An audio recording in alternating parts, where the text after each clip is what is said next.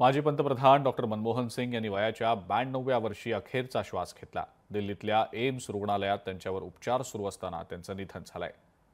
त्यांच्या जाण्यानं राजकीय वर्तुळात कधीही भरून न निघणारी पोकळी निर्माण झालेली आहे। पंतप्रधान नरेंद्र मोदी यांनीही ट्विट करत शोक व्यक्त केलाय। जागतिक दर्जाचा अर्थतज्ञ तसंच एक सरळ साधं व्यक्तिमत्व आपण गमावल्याची प्रतिक्रिया अनेक दिग्गजांनी दिलेली आहे। वो कोई 56 इंच की छाती की पर्सनालिटी नहीं थी उनकी।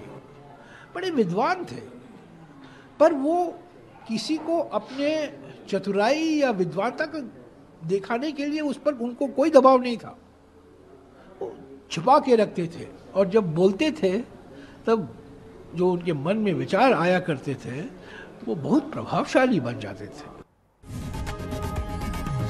लोकशाही मराठी ऐका, पहा, जागरूक रहा।